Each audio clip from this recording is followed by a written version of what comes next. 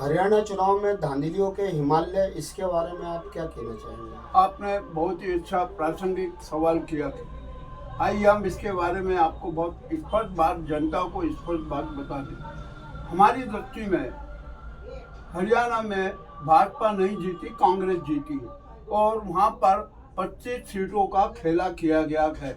यह भी अब स्पष्ट हो चुका है। चुनाव आयोग की वेबसाइट हैक होना, ये भी अपने आप में विचित्र बात है। और जो वेबसाइट पर जो आंकड़े दिखाए गए थे उनको प्रसारित न करने का आदेश सभी चैनलों को दिया गया, ये भी एक बड़ा ड्रॉबैक होता है सरकार के लिए।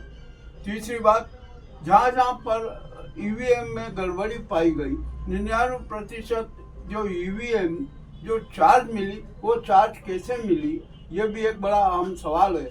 जहाँ पर ईवीएम चार्ज नहीं थी वहाँ पर कांग्रेस जीती है और जहाँ पर ईवीएम चार्ज की गई थी वहाँ पर भाजपा को जिताया गया। 60-70% जहाँ पे थी वहाँ पे कांग्रेस ही जीती है और सब कुछ हुआ। और चुनाव आयोग तो इतना निकम्मा और भ्रष्ट हो चुका है कि जिसकी कोई सीमा नहीं। और मुख्य चुनाव आयोग राजीव कुमार तो चुनाव आयोग के चपरासी तक बनने का पात्रता नहीं रखते हैं, उन्हें तो तत्काल निरस्त कर दिया जाना चाहिए। कांग्रेस और हरियाणा की जनता ने स्पष्ट कह दिया कि अब हमें ये हरियाणा के जो चुनाव परिणाम आए हैं ये हमें मान्य नहीं है। हम चाहते हैं कि यहाँ पर फिर से मतदान हो और मतदान भी मत पत्रों से हो। यदि ऐसा किया गया तो चुनाव आयोग की और ईवीएम की सारी पोल खुल जाएगी। अब लोकतंत्र की हत्या हुई, इसके बारे में आप क्या कहना चाहेंगे? देखिए, नाजी गैंग और कोकनी गैंग किसी भी हालत में लोकतंत्र, प्रजातंत्र और जनतंत्र को स्वीकार नहीं करती। उसको समाप्त करने के लिए, उसकी हत्या करने के लिए किसी भी स्तर पर जा सकते हैं और इसका एक प्रत्यक्ष प्रमाण बना है हरियाणा चुनाव परिणाम। अब यहाँ पर सवाल होता है कि आखिरकार राजीव कुमार की इतनी हिम्मत नहीं कि वो अकेले कुछ कर सके। आखिरकार उन्होंने ऐसा करने का आदेश किसने दिया, यह भी एक सोचने की बात है, समझने की बात है। अभी कांग्रेस प्रवक्ता ने प्रेस कॉन्फ्रेंस में कहा कि हमने बहुत सारे तथ्य इकट्ठे कर लिए गए, हम चुनाव आयोग के सामने जाएंगे। अरे चुनाव आयोग के सामने जाने से होगा क्या? वो तो उसने अपना खेला कर ही दिया। अब आपको सारे तथ्यों के साथ सुप्रीम कोर्ट में याचिका दायर करना चाहिए ताकि जनता को पता लग सके कि वास्तव में हुआ क्या है। और सुप्रीम कोर्ट को भी तुरंत संज्ञान लेना चाहिए और स्पष्ट आदेश देना चाहिए कि ईवीएम में जो खेला किया गया वह जनता को मान्य नहीं है, किसी भी दल को मान्य नहीं है, तो वहाँ पर मत पत्रों से फिर से मतदान कराया जाए। अब यहाँ पर मैं एक बात और स्पष्ट कर देना चाहता हूँ कि मुख्य चुनाव आयुक्त राजीव कुमार भाजपा के चरणदास हैं। मोदी ने गैंग, नाजी गैंग के चरणदास हैं, चपरासी हैं, वे उसकी चप्पल तक बने हुए हैं। तो राजीव कुमार को इसी वक्त तत्काल गिरफ्तार किया जाना चाहिए और गिरफ्तारी के साथ रिमांड लेना चाहिए और रिमांड में उनको हेलीकॉप्टर बना देना चाहिए। मैं दावा करता हूं कि 30 से 40 मिनट में वो सारा सच उजागर कर देंगे और इसके आधार पर मतदान फिर से कराने की स्थिति बन सकती है। क्या आपको ऐसा लगता है कि छत्तीसगढ़ और एमपी में जो चुनाव हुए थे उसका ही पैटर्न यहाँ यूज किया गया है हरियाणा में? इसके बारे में क्या कहना चाहिए? सवाल किया है कि जो मध्य प्रदेश, छत्तीसगढ़ और राजस्थान में जो पैटर्न लागू किया गया था उसी पैटर्न को हरियाणा में लागू कर दिया था। यह बात किसी से छिपी नहीं है, बिल्कुल उजागर है। अब यहाँ पर सवाल ये आता है कि सुप्रीम कोर्ट को क्या करना चाहिए।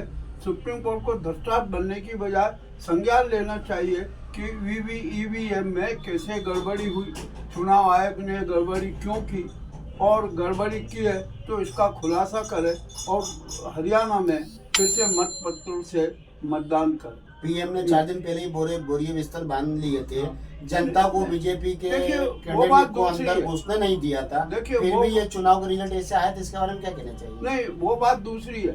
यहाँ तो खेला हुआ है ना ईवीएम का।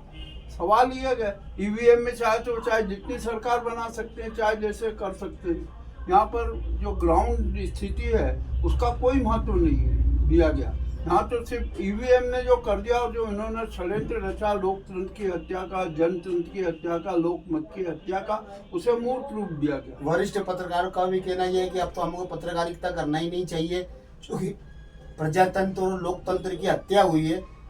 इसके बारे में क्या कहना चाहिए? ये तो स्पष्ट हो चुका है कि यह हत्यारी है वो नाजी गैंग और उसके सहयोगी है कोकनी गैंग। इसमें कोई जुड़ाव नहीं है, कोई छिपाव नहीं है। अब यदि पत्रकार ये घोषणा करते हैं कि हम पत्रकारिता नहीं करेंगे तो ये अच्छी बात नहीं है।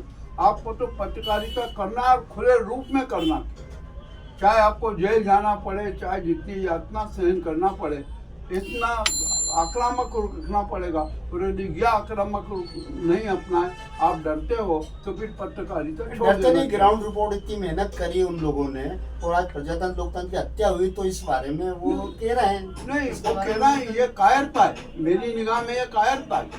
आप खुला कहिए ना कि आपने 25 सीटों में हेरा फेरी की है। वहाँ पर कांग्रेस को 38 सीटें है और 25 मिला दे तो 63 सीटें होती है।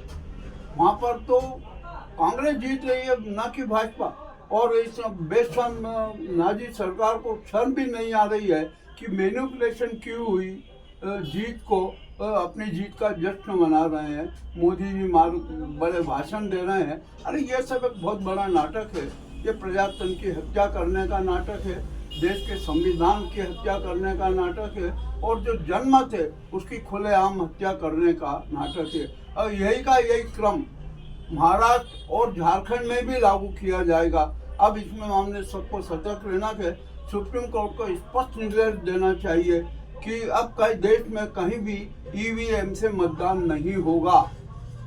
बराबर, सही कह रहे हैं। जनता की राय। और अब जनता सड़कों पर उतरेगी, पूरे देश की जनता सड़कों पर उतरेगी और चुनाव आयोग की धज्जियां उड़ेगी। राजीव कुमार को किसी भी हालत में बर्खास्त किया जाएगा और मुख्य चुनाव आयुक्त भी वर्तमान सरकार, नेता प्रतिपक्ष और सुप्रीम कोर्ट मिलके ही उसका मनोनयन करेंगे ताकि उस पर नियंत्रण बना रहे। नायक सेन ने पहले अभी बता दिया था, सीएम नायक सेन ने, देखिए सब कुछ हमारे हाथ में है, आप चिंता ना करें। सैनी ने तो बहुत स्पष्ट कर दिया था कि आप चिंता ना करें, हमने हमारी जीत की सारी व्यवस्था कर ली। हम सैनी को दोष नहीं देते। जो उन्होंने व्यवस्था बनाई थी, उनको जो ऊपर से निर्देश आए थे, उसी का बयान सैनी ने कर दिया। और यहाँ पर आपको एक बात और बता दूं कि नाजी गैंग ने हर जाति को, हर वर्ग को छला के राव वीरेंद्र सिंह को सीएम बनाने की घोषणा की, यादव के वोट आ जाए। गुर्जर को सीएम बनाने की घोषणा कर दी, गुर्जर के वोट आ जाए। सैनिक समाज के वोट पाने के लिए सैनिक की घोषणा कर दी, वो आ जाए। और अनेक प्रकार के नाटक किए। अब ये नाटक चलने वाले नहीं है, जातिवादी राजनीति चलने वाली नहीं है। आपका नाम? कैथी अब ग्राउंड रिपोर्ट मुकेश लश्करी, 3 न्यूज़ चैनल उज्जैन। ये हो गया।